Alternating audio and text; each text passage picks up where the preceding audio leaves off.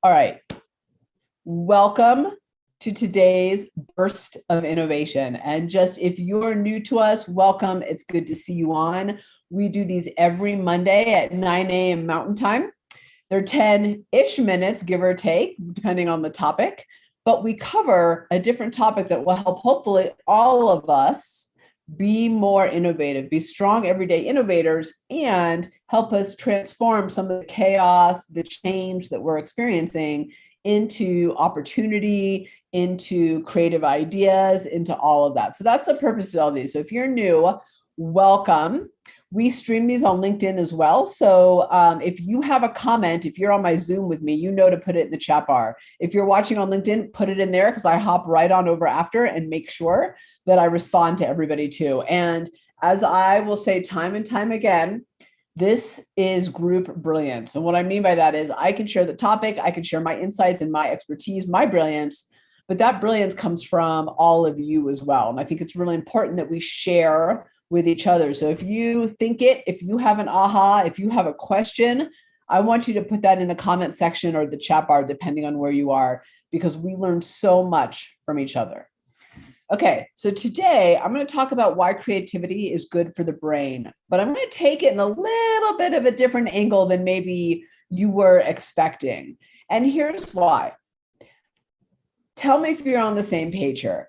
I've been hearing a lot of conversations about a recession coming, an economic downturn, a change in the tides. And I certainly don't have a crystal ball. I don't have any magic foresight, but we can see the tides starting to change. We can see things shifting. And the reality is, for those of us who have been in the world for a while, what goes up must come down, and what goes down must come up. So I wanted to take some time to talk about why creativity is in the brain for this reason. And let me share my screen with you. Because here's really what I've come to realize. In every crisis, doubt, or confusion, this is a great quote that I found. In every crisis, doubt, or confusion, take the higher path. And in this case, the path they're referring to is the path of compassion, courage, understanding, and love. But I wanted to add into that, and creativity. So if we hit a crisis, or if we hit a downturn or a point where things are changing on us, I want us to think about moving forward with compassion, courage, understanding, and love, and creativity, because creativity equals opportunity. Innovative ideas equal opportunity. In fact, they turn problems into opportunities. They turn chaos into opportunities. It turns what's hiding in plain sight, things that we're just not seeing, into opportunities that we can go after. So I want to talk about why being creative is good for the brain and also good in a downturn, because like I said, I don't have a crystal ball, but things are changing. And I think we can all feel it. So number one is tapping the innovative mind, the creative mind, makes you more positive and optimistic. It releases feel-good chemicals. So positivity and optimism are what we need to see opportunities in change, crisis, and downturns. It's what keeps us from getting stuck in the rut on the hamster wheel, not seeing past the brick walls that are in front of us. We need positivity and we need optimism to believe that we can overcome those challenges or turn those things that seem to be working against us into things that are working for us. That's number one, positivity and optimism. The second thing is the creative mind actually calms the nerves. It decreases stress hormones. So a lot of research has been done on this. And when people are in a creative state, they're actually calmer, they're more centered, and they're less stressed out. Now, we absolutely need to be less stressed out because we can't be innovative and in action, in motion, if we're stuck in the primal brain. You know, my Bernard, who's constantly going, that'll never work. You can't do it. The world is changing too crazy. Just put your head in the sand, right? That's the primal brain. What I've seen, particularly in the last couple of years, I've seen people live in a state of stress that doesn't go away. Like it's just this insidious thing. Now, here's the thing about stress or even fear. They're meant to be short-term responses in our bodies, but we're living in modern times and in changing times constantly in stress. And that shuts down our abilities. We get very myopic when we're in states of stress, right? Our sight gets very narrow, our thinking gets very narrow. So the creative brain is good for us because it calms those nerves and it decreases those stress. And again, we need that to be innovators and to be in action, particularly in times of change or downturn or crisis. Okay, so the third one is it puts you into a state of flow. Now, we've talked a lot about flow on our podcast, in our sessions. Here's the thing. State of flow is what allows you to be fully attentive and focused. It's where time disappears, where all engines feel like they're firing 100% on the task at hand, focus and attention. That's good because when things are changing, when things are a little crazy, we need to overcome the distractions and the stimulus that are constantly inundating us. There's so many distractions out there. They're going to try to pull our attention. They're going to try to pull our energy.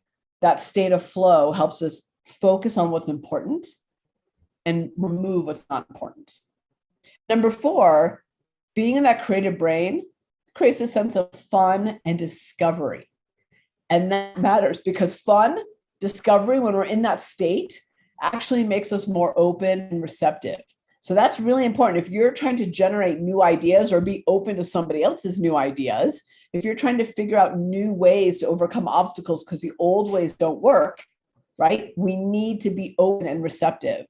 So when you can't do it the old way, you got to be open to new possibilities.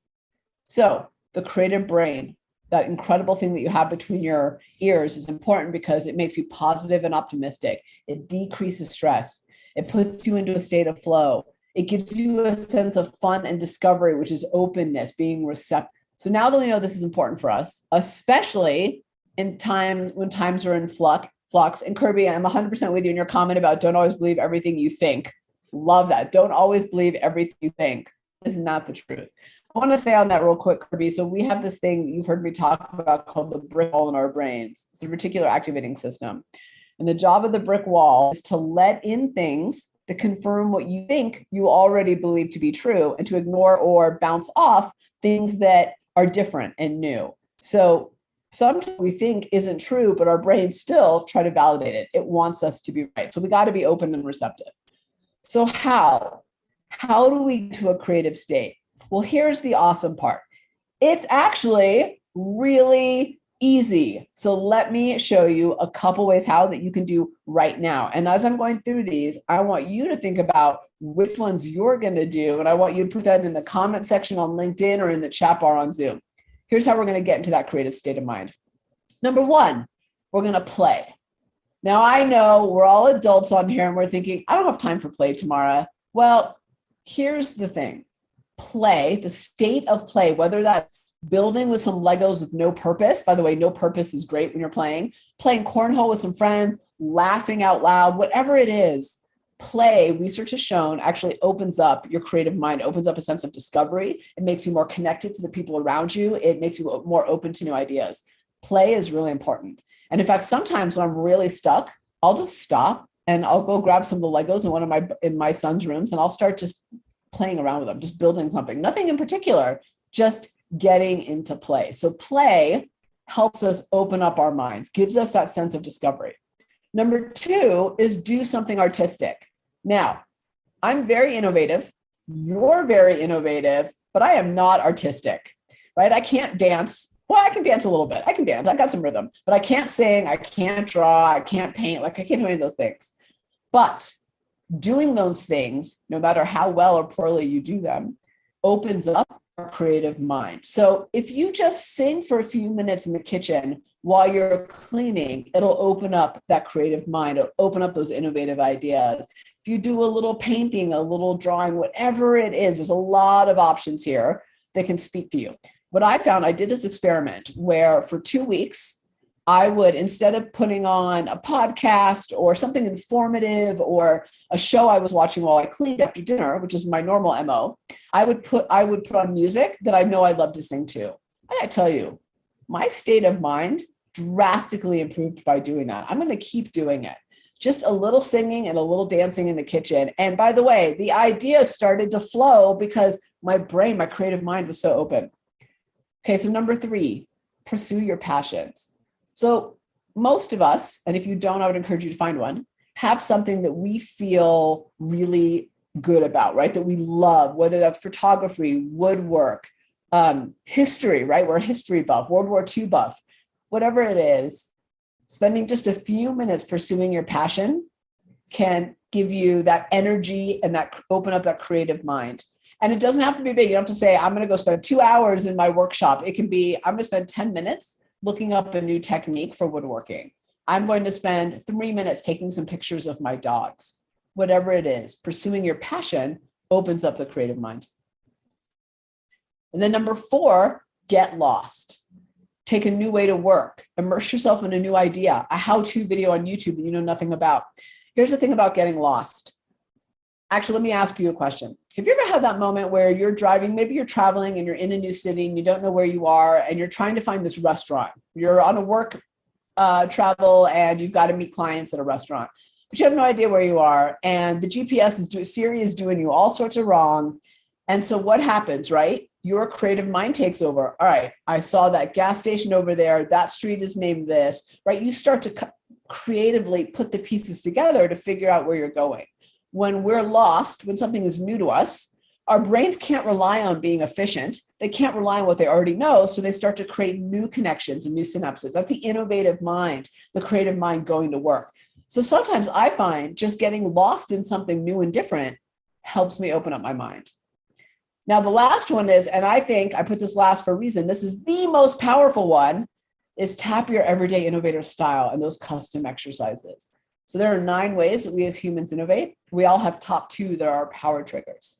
And here's the cool part about it. When we understand how our brain is naturally wired to be creative, to innovate, we can actually turn on the switch. We can actually do things that specifically speak to our everyday innovator styles to open it up. So I'm going to use me as an example, and I'm going to show you exactly what I mean and what really works for me.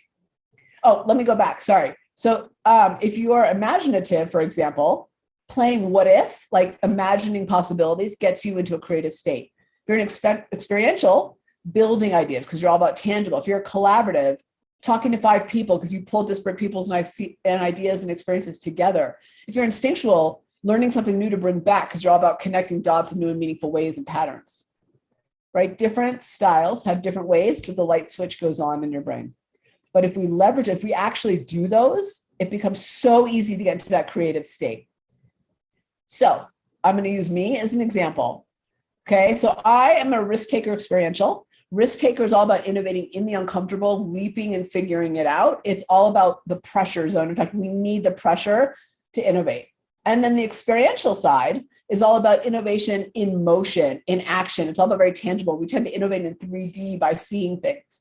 So to no surprise, here are some things that I've learned help me get into a creative state, especially when I'm stuck. So if I am at my desk, I can't figure it out. If I need to start my day to get to a creative space, if I know I've got some big things I'm tackling or small things, I'll do these things. So number 1 is I build out my ideas with duct tape, images in a PowerPoint, scented markers and paper. I got to get the ideas out of here and put them here. And the minute I do that, I get so creative. The creativity just flows. And some people think, by the way, that I'm jumping ahead because it looks like I'm like in motion and doing. And I am, but it's because that's how my creative mind, that's how those juices get flowing for me.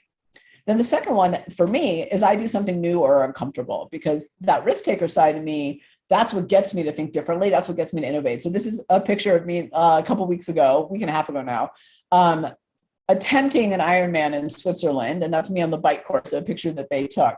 And I share this with you because doing those things like training for events, trying new things I know nothing about, like those get my juices flowing. Those get me in a creative state. So are they time and effort for me? Yes.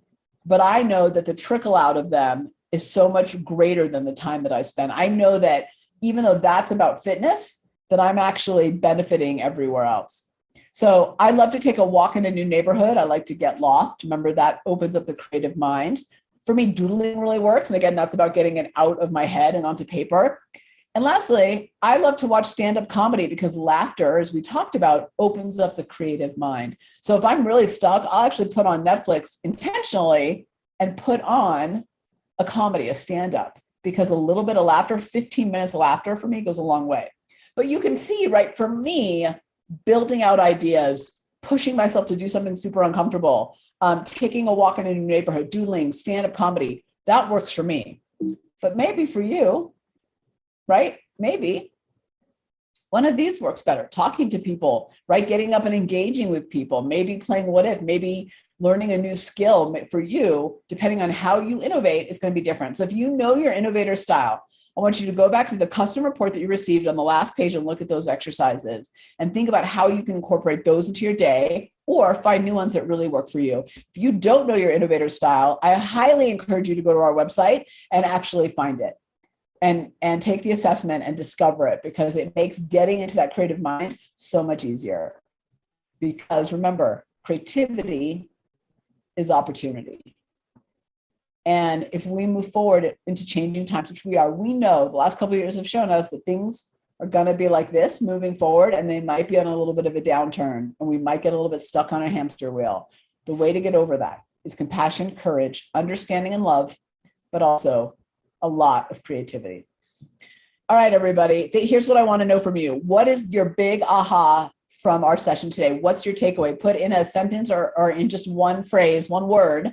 What's your big takeaway? What are you going to do? What did you learn? Just what really spoke to you? And I have to tell you, while you're typing, as I was putting this presentation together for us today, the aha for me was just this realization of, you know what? The things that get me into a creative flow don't have to be things that take 3 hours. It can be very simple. In fact, it's things that take 5 minutes most of the time. And I think the thing that keeps us from doing those things is because we look for 2 hours in our day when we should be looking for 5 minutes in our day. All right, Carolyn says she's changing her routine. Yeah, changing up your routine is hugely rewarding for the creative mind because it taps into that get lost, right? You're not stuck in that repetitive, I know how everything goes, I'm on autopilot. It gets us out of autopilot and into that creative mind. And when we're in that creative space, by the way, we see opportunities. How many of us have had one of those days where you're just the solutions, the ideas, the opportunities, oh my gosh, they're everywhere for you. And then you have another day where no matter what you do, you just can't get over the hump, right? The difference is the opening of the brain. The difference is your everyday innovator style being engaged. Okay, so hold on. So a bunch of comments. So Kirby says, I'm experiential, so I need to build stuff. And sometimes like Tamara, I need to write it out or draw it, some music too. Yeah, there's a website called focusatwill.com that I have a subscription to. And it's music research to open the creative mind, focus attention. I love this website. I have been a subscriber for so many years. There's something about a little bit of that music in the background that really does it. But I'm with you, Kirby. I need to build. All right, Sarah says, drive more. When I drive, I become creative.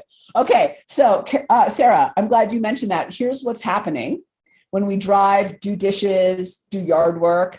My least favorite thing to do, by the way, is our conscious brain becomes engaged. It's distracted, right? It's focused on driving. And our subconscious brain percolates and has a voice. It pops up. The other thing is we're not checking email, checking Instagram, looking at our text, hopefully. And suddenly we have a time to think. I love it. Yes, driving. All right. So Mary T says, jump into creativity with bringing my work outside for some of the day. Yes. Yes, Mary T. Yeah, I can put the slides on the toolbox for all of us. Absolutely. I'll make sure to pull these out and put them in there. But also, if you go back on LinkedIn, the recording will always be there and those slides will be there with it. All right. Yes, I love it. So Paul says, doing something to get into the flow of creativity, talking to people, following your passion. Yes. You know, we don't spend enough time pursuing our passions, and they give us so much energy and so many ideas across everything that we do. And we ignore them until we have like a full Saturday. Well, 10 minutes today. Carolyn says, needed to hear this today. Reminded me it's okay to do things out of my comfort zone and change things up. I'm so glad to hear that. Good. Hey, listen, we have seen changing times, and I think we are headed for more change in our future. I don't have a crystal ball, but I've got enough years of experience to know that this is the world that we're in.